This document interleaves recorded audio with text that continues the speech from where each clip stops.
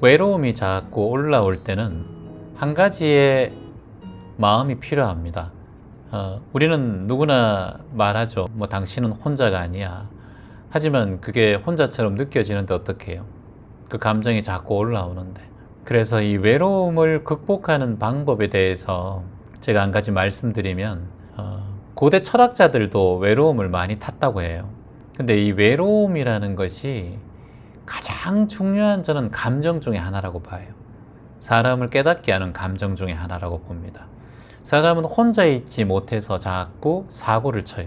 혼자 있지 못해서 자꾸 인연을 만들고요. 그 인연을 통해서 또 괴로움 속에 살아갑니다. 이게 우리 인간의 딜레마예요. 그래서 우리가 이 외로움이 무엇인가?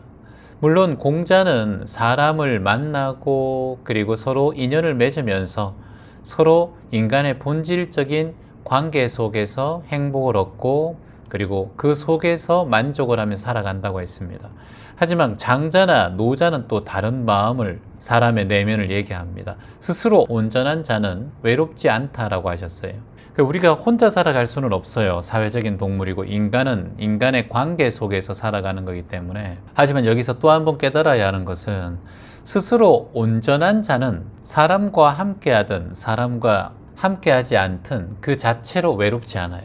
그러니까 같이 한 지붕에 살아도 외로움은 찾아오고요. 제주도에 혼자 살든 외딴 섬에 살든 그곳에서 만족하고 그 상황을 받아들이는 사람은 외로움 자체가 별로 존재하지 않아요. 그래서 우리가 둘이 있든 혼자 있든 그 외로움은 단순한 나의 고독의 문제가 아니라 내면의 균형과 깊은 연관이 있다는 걸 알아야 한다는 거예요.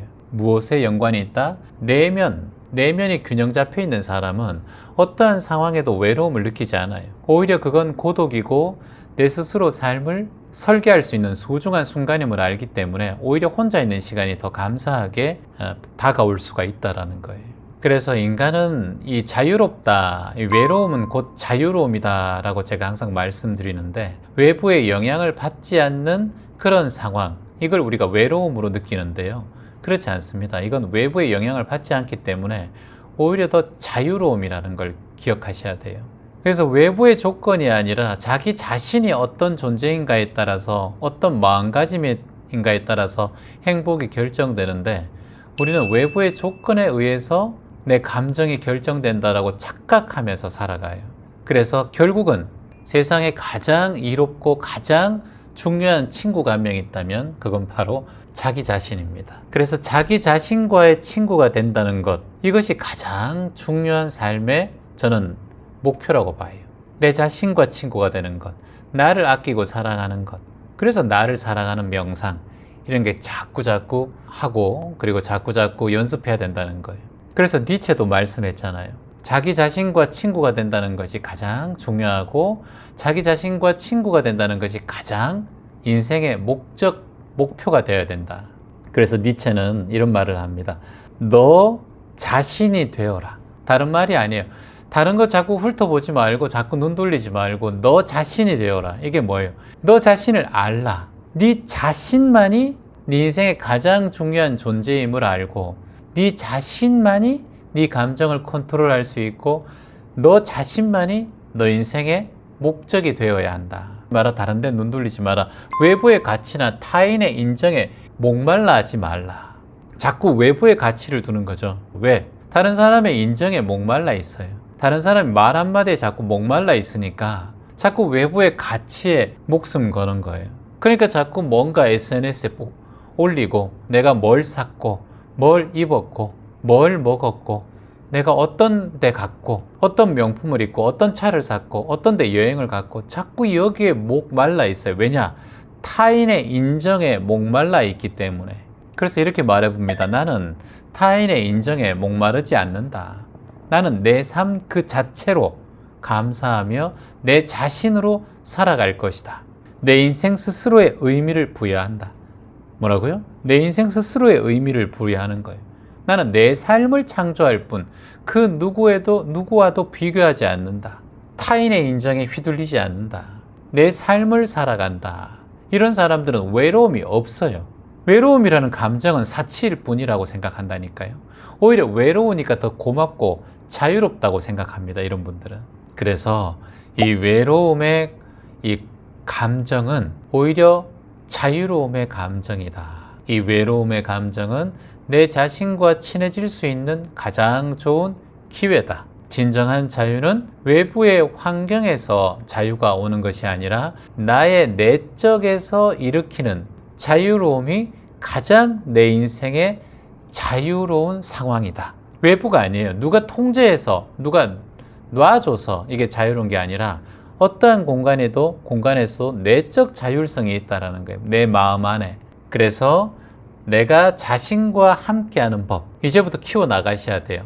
나 혼자 사는 법, 나 홀로도 잘 사는 법. 그런 분들은 여러 사람하고 있어도 잘 살고 둘이 있어도 잘 살아요. 그래서 가장 중요한 건 외로움에서 올라오는 감정들은 곧 자유로움의 시작이다. 자유로움의 시작을 배워가는 과정들이 본인에게 습득될 때 이제 외로움은 어느새 나와는 거리가 먼 하나의 사치의 감정일 뿐이다 라고 본인이 느끼게 돼요. 우리가 가장 착각하는 게 타인의 관계 속에서 내 감정을 채우려고 하는 거예요. 이게 착각이에요. 타인의 감정에서 내 감정을 채울 수 있어요, 물론. 그런데 그 타인이 내 평생 내 인생을 도와주고 살아주지는 않습니다. 타인의 감정은 언제든지 사라지고 그 타인은 언제든지 인연 따라 흘러갈 뿐이에요. 그러니까 그 사람에게 느꼈던, 그 사람의 존재로부터 느꼈던 나의 감정을 자꾸 채우려고 하지 마요. 다만 그런 존재가 있으면 감사할 뿐이에요. 하지만 그 존재도 언젠간 물 흘러갈 뿐이에요. 그러니까 나는 타인과의 관계에서 내 감정을 채우는 것이 아니라 자기 자신과의 관계 속에서 내 삶을 만들어가고 그 에너지를 채워갈 뿐, 그 어디에도 치우치지 않고 집착하지 않는다. 더 이상 외로움을 문제시하지 않는다. 이해되십니까, 여러분? 문제시할 필요가 없어요. 바닷가에 가면은 거북이가 있잖아요. 거북이는 항상 위험하면 목을 쏙 집어넣어요. 그리고 위험이 사라지면 고개를 빼꼼히 냅니다. 그 바깥 외부 환경에 무서운 두루미가 있고 외가리가 있고 때론 망치를 든 인간이 있다 하더라도 그 거북이는 자신 스스로에게 의지합니다. 바위에 의지하지 않아요. 오히려 자신 스스로에 의지해서 오로지 자신의 등껍질 속에 고개를 넣고 팔다리를 넣어요. 왜냐? 본인에 대한 믿음이 있기 때문에. 저는 가끔 그 거북이를 볼 때마다 그런 마음이 생겨요. 저런 믿음이 있다면 한번 살아가 볼만 하구나. 우리에겐 그런 등껍질 같은 믿음이 있는 그런 공간이 있습니까? 우리는 공부가 있죠.